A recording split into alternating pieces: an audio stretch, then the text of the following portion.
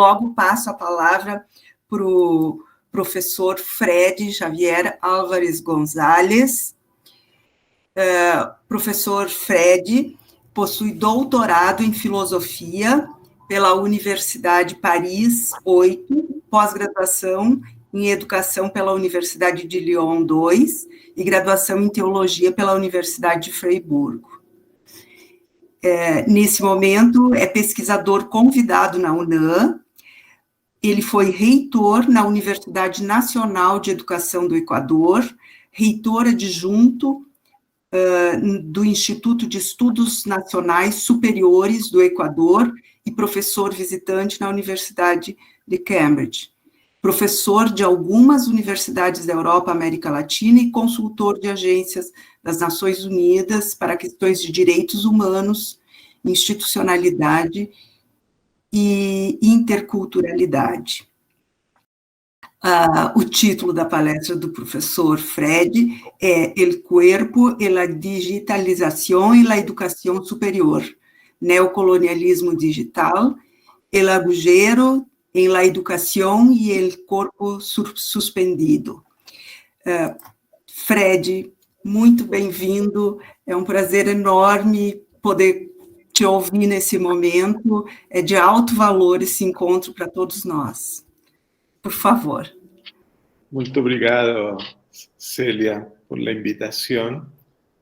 Yo no falo portugués como Carmen, así que me disculpo. Un saludo muy especial a todos los colegas que están conectados en este momento de la Universidad Río Grande do Sul. Es un honor para mí participar en este evento internacional sobre educación superior. Un saludo a mi amigo Axel, que lo veo ahí. Es un honor también que esté aquí presente. Bien, yo, aunque he estudiado otras disciplinas, siempre quedé con mi cabeza contaminada de filósofo. Entonces siempre tengo sino tengo otra mirada sobre las cosas, ¿no? A veces no gusta mucho, otras veces puede gustar. Y por eso tengo una reflexión un poquito diferente sobre la universidad. Para iniciar, puedo decirles que fui rector de una universidad en Ecuador, cofundador de una universidad nacional de formación de maestros y maestras. Y después de casi un año de haber renunciado por presiones del gobierno y porque en la orientación política de mi universidad no coincidía con el gobierno neoliberal de quien es ahora presidente, de Lenín Moreno, decidí presentar la renuncia y venirme a México. Es probable que el próximo año, no es probable, es seguro que el próximo año esté en Brasil también, en el primer trimestre, por una invitación como visiting académica. Bien, ¿qué es lo que quiero proponer en esta mañana? Tal como dice el título, colonialismo digital, agujero en la educación y cuerpos suspendidos.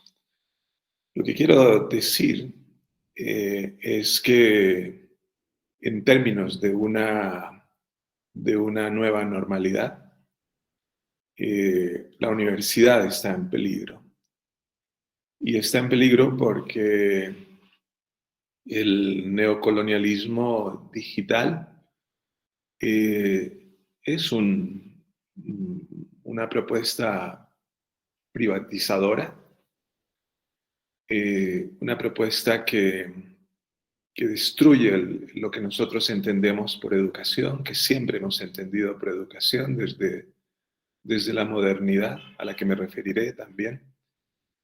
y que sobre todo suspende el cuerpo, lo pone a distancia para convertirlo en un objeto casi innecesario.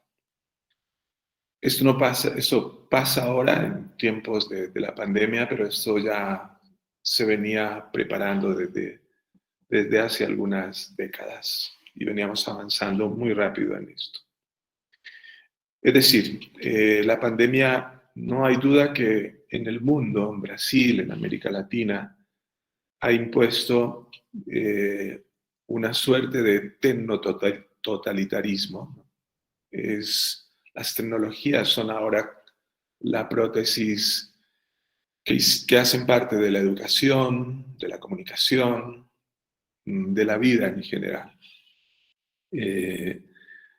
Y cada vez van planteando de manera razonable, entre comillas, una educación a distancia, que como su nombre lo indica, la educación queda a distancia. Y con profesores que no estábamos preparados para esta situación, mientras el cuerpo ha venido siendo suspendido en una ambivalencia y ambigüedad al mismo tiempo. Un cuerpo que es vulnerado por el COVID y un cuerpo que al mismo tiempo se convierte en victimario del COVID, lo propaga. Juega estas dos funciones. Esta trilogía lo haré desde la educación y desde la pedagogía, que me parece importante esta palabrita, para señalar, para proponer un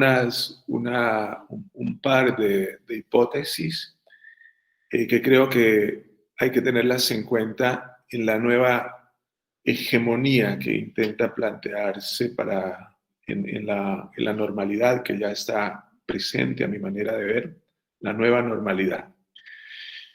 En un primer momento quiero hacer precisiones conceptuales. La primera, ¿qué entender por colonialismo digital?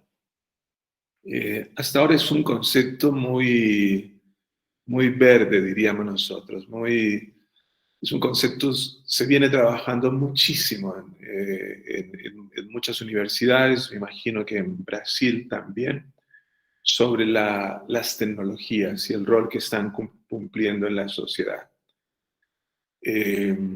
Ustedes saben, es un fenómeno cultural mundial que genera adiciones, como muchas otras adiciones que han estado presentes en la pandemia, la adición a los fármacos, la adición a las series de Netflix, de Prime Video, por ejemplo, adiciones permanentes vinculadas al insomnio, yo diría en una diagnosis bien, con muchas manchas, pero muy similar.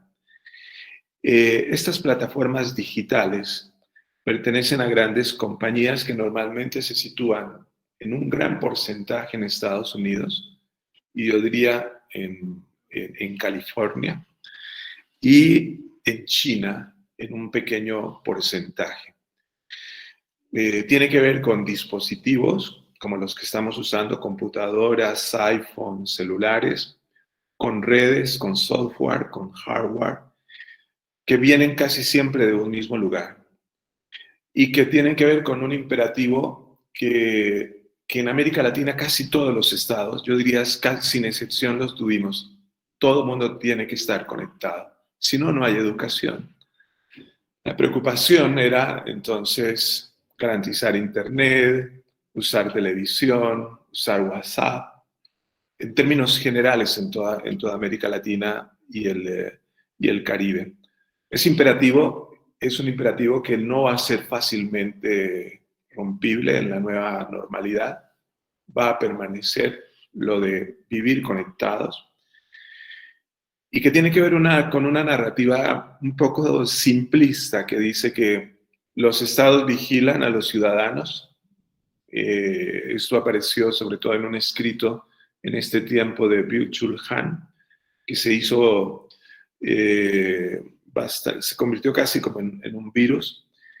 Los estados vigilan a ciudadanos y extranjeros, mientras que algunas compañías privadas captan nuestras experiencias y las convierten en datos para entregarnos productos de música, de cosas que tienen que ver con consumo. Es simplista, pero al mismo tiempo revela algo que se fue acondicionando ya algunas décadas, que le llamamos nosotros el círculo autista de la libertad. Y que lo explico con un ejemplo, ¿no? Cuando quieren sacar un spot publicitario para usar, por ejemplo, máquinas de afeitar, y esas máquinas de afeitar quieren que sean llamativas y que las compren personas que estén entre los 35 a los 45 años, por ejemplo, digo cualquier cosa. Haces grupos focales para eso y de acuerdo con las imágenes y la percepción de las imágenes y las representaciones que se crean, esa imagen es lo que se coloca. Ese círculo autista aparece también en la política con los sondeos de opinión. La verdad no importa, lo que importa es lo que significa en sí mismo. Y yo siempre me acuerdo en una explicación una vez en Buenos Aires, en el marco del Congreso Internacional de Claxo, un grupo de investigadores de diferentes países de América Latina, frente a la pregunta de por qué ganó Bolsonaro, presentaron un spot publicitario que seguramente ustedes lo conocen, que lo colocaron en Facebook, de una persona que va manejando un carro que no es lujoso y una persona en una moto que se acerca, le pide la billetera. Y esta persona comienza a decir, no podemos perder lo de Lula, no podemos perder lo de Lula. Ah, no, el atracador. Y al final, me permiten una mala palabra, dice, a la mierda Lula, y se va. Y se sale el tipo a dispararle, ¿no? A dispararle. Entonces, ¿qué significa esto? Que cuando uno se pregunta por qué para la gente es tan importante la seguridad y por qué por encima de otro tipo de cosas que uno consideraría que son claves para la ciudadanía, tenemos que mirar las redes sociales y los dispositivos en sí mismos, ¿no? Hay un texto muy interesante que lo recomiendo de una investigadora de Guatemala, Renata Ávila Pinto, que se llama Soberanía Digital y Colonialismo Digital, que dice que los ciudadanos creemos que Cambridge Analytica es simplemente una excepción y que lo que hubo fue un abuso de Facebook y que está bien al final que los estados nos vigilen porque necesitamos seguridad. Hay demasiados, perdonen, lo coloco entre comillas, demasiados migrantes, venezolanos, y la gente quiere seguridad y como una de las cosas fundamentales. En realidad, esto es más complejo que lo que acabo de decir. Lo que nos estamos dando cuenta en este momento es que el poder de la vigilancia y de los datos están solamente en un pequeño grupo de compañías privadas. Es lo mismo más o menos que cuando los economistas hacen análisis de la desigualdad, como Piketty, como Axel Didrikson, demostrar cómo el capital cada vez más se va acumulando en determinadas manos, ¿no? Yo vi un informe en este tiempo sobre las ganancias de Google, por ejemplo, y decían que Google tenía ganancias aproximadamente de 46 millones de dólares al día, ¿no? Al día dentro de esta nueva. Y ahora acabo de ver que los valores en torno a los productos farmacéuticos esta mañana en la bolsa se han multiplicado, pero por miles. O sea, hay una especulación sobre la tragedia y sobre la vida de manera permanente, ¿no? Que lo conocemos, que es muy propio, hace parte del capitalismo en el que estamos y que explica un poco también cómo la famosa política contra la corrupción en realidad es una política mediática dentro de un mundo donde la ganancia en sí misma establece relaciones de corrupción, ¿no? lo que se ve siempre es el iceberg para atacar sobre todo a los reformistas. O sea, nunca antes un pequeño grupo tiene tanto poder sobre el mundo entero y estas empresas, además de contar con recursos financieros, cuentan con recursos humanos que los reclutan a estos chicos y chicas en las mejores universidades del mundo para experimentar y diseñar nuevos modelos. Esto choca con nuestros países neoliberales en América Latina, que normalmente lo que hacen es llamarnos a la austeridad y que colocan, tal como lo señalaba Carmen y pasa en el Ecuador. En el Ecuador, la universidad que yo dirigía, que fue uno de los motivos también para salir, tuvo un recorte del 60% en el presupuesto de un año para otro, y en la pandemia recortaron el 18%. Entonces uno se da cuenta de que en la cabeza de los neoliberales, ¿qué entienden ellos cuando aparece la palabra universidad pública?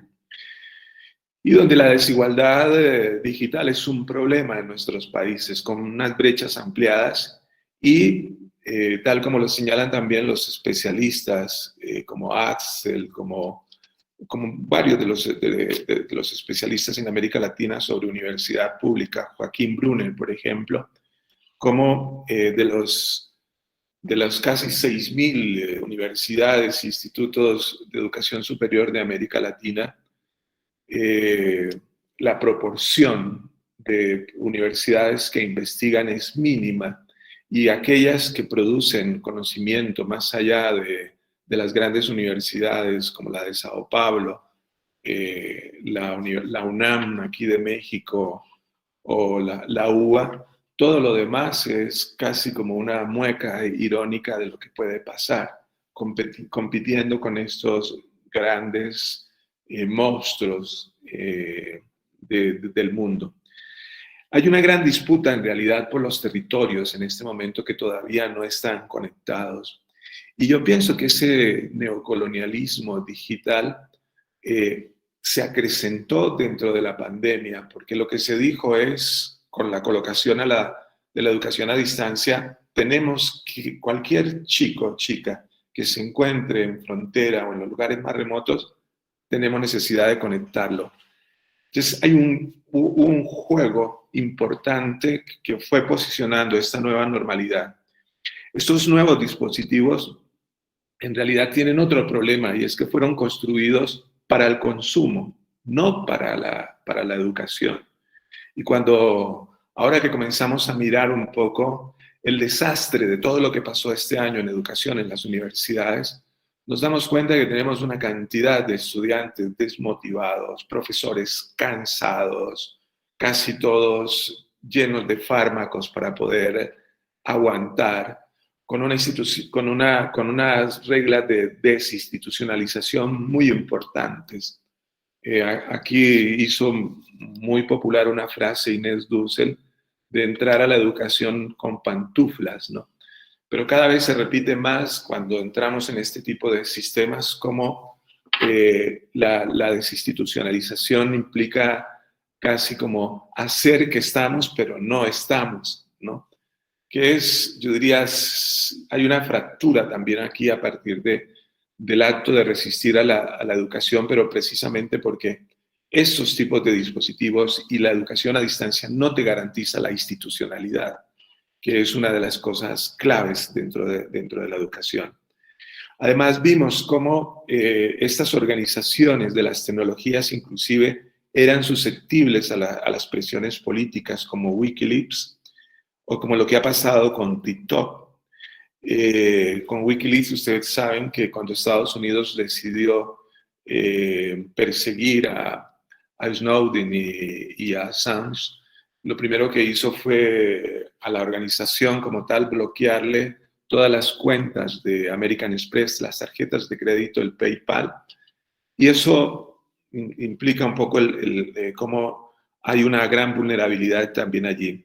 Pero el problema no es solamente la dependencia, sino que nuestros gobiernos no han tenido políticas públicas que claras al respecto, y que los diseños también para desarrollar tecnologías no son diseños que involucren derechos humanos, no son diseños hechos para las comunidades indígenas que respeten sus cosmovisiones. La autonomía digital no va de la mano con la dignidad humana o transhumana. Y en suma, para terminar con lo que podríamos entender como colonialismo digital, el colonialismo digital se ha convertido, y esto lo dicen algunos investigadores, en la manera como el capitalismo financiero en crisis intenta superar la crisis, ¿no? Por eso digo, es algo que va a quedar extendido en la nueva normalidad. Lo segundo, ¿qué entender por agujero en la educación? Para ello quiero hacer una distinción sobre que la palabra educación no es igual a la palabra pedagogía, y que cuando decimos educación, ¿qué queremos decir? En términos antropológicos, la educación casi siempre se basa en esa condición que algún antropólogo alemán decía, que cuando nosotros nacemos como abortos crónicos, nacemos antes de tiempo. O sea, el ser humano es un ser desprotegido que si no tiene a alguien que le cuide, muere, a diferencia de los animales. Dicho esto, esto indica que la educación aparece como una condición ligada a la vida y a la protección de la vida, y al mismo tiempo que se justifica en la apropiación del mundo. ¿Esto qué consecuencias tiene? Que la educación es el lugar en el que nosotros nos convertimos en en adultos por la ayuda de otro adulto, ¿no? Y en la universidad, que uno podría decir, bueno, esa es una condición muy general, en la universidad nosotros nos hacemos profesionales por otros profesionales. Siempre hay una condición en la educación que es, al mismo tiempo que es asimétrica, es necesaria. ¿Qué quiero decir? Que aunque la educación tenga connotaciones democráticas, como lo que decía Carmen, la universidad tiene que ser más democrática, tiene que ser feminista, es una universidad decolonial, debe ser decolonial. Yo propongo, tiene que ser intercultural también. No podemos hablar solamente de ciencias, sino tenemos que hablar también de saberes ahora. La universidad en sí misma es una universidad asimétrica, ¿no? Asimétrica, es un carácter fundamental. Por otro lado, la educación implica siempre una relación.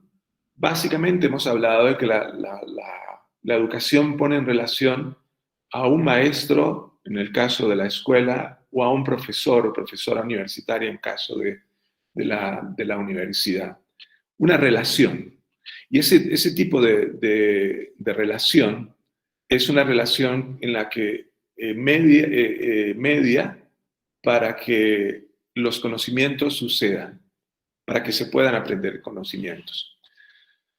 En la universidad, desafortunadamente, yo todavía sigo pensando que hay una gran cultura de pensamiento mágico sobre los aprendizajes. O sea, todavía hay muchos profesores universitarios que siguen pensando que los alumnos aprenden porque ellos enseñan, ¿no? Lo cual es totalmente falso. Eso es casi como magia. Y la otra condición fundamental de la educación es que, además de ser relación, de ser necesaria, de ser asimétrica, es también la educación es un lugar para poder hacer una transferencia. ¿Qué quiero decir? Que lo que yo hago en el aula lo tengo que poder hacer afuera. La transferencia de lo que relaciono debe ser inclusive probable. Por eso digo que las evaluaciones nuestras son un poco falsas, porque la verdadera evaluación es la del chico que está afuera, como ingeniero, como economista, como ecologista, como maestro, ¿no? Pero bueno, y lo último es que la educación tiene que ver con la emergencia de un sujeto. Estas 5 características me parece a mí que están en una contradicción y en una tensión con la educación a distancia garantizada por las tecnologías. Y en cuanto a la pedagogía es como pensar cuál es la distinción entre lo que es una postura, que es la educación, y lo que es una posición.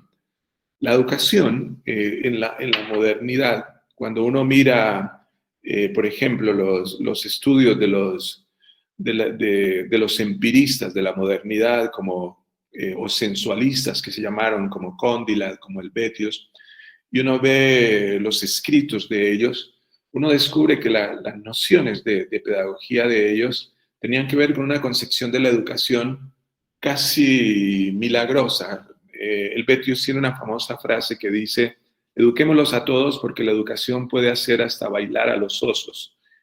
Entonces, eso, por ejemplo, sirvió. Hay un libro muy bueno que salió hace como unas 2 décadas de Steven Pinker sobre la tabula rasa, que indicaba un poco cómo la educación no reconocía, como lo hizo Freire, por ejemplo, y los grandes pedagogos, que había saberes, sino lo que había era que instalar eso que la modernidad quiso instalar, que no fue en realidad ciencia y razón, sino que se hizo en nombre, sino un modelo occidental, patriarcal, eurocéntrico de la educación, en la que todavía seguimos muy, muy vinculados. ¿Qué sucede cuando se agujera la educación? Cuando se agujera la educación, lo que ocurre es que lo que comenzamos a vivir es un momento antipedagógico. Mi afirmación es que nosotros, el gran desamparo de trabajar en este tiempo es que hemos creído que los PDFs, que el aprendizaje autónomo, que las clases virtuales son pedagogía, ¿no? Y eso cada vez lo que va mostrando es una gran mancha de antipedagogía dentro de este tiempo, basado también en estudios, por ejemplo, en que lo que se ha ido enfatizando, porque el medio tecnológico nos pone en una relación de una individualización, no nos pone en relación con otros, sino es una relación muy vertical. Aquí no estamos hablando de lo que Michel de Certeau decía en algún momento, que la pedagogía es el arte de hacer, intentando señalar que el estatuto de la pedagogía no puede ser científico porque siempre tiene que ver con sujetos, y cuando confundimos la educación con la ciencia, lo que comenzamos es a hacer Frankensteins o a buscar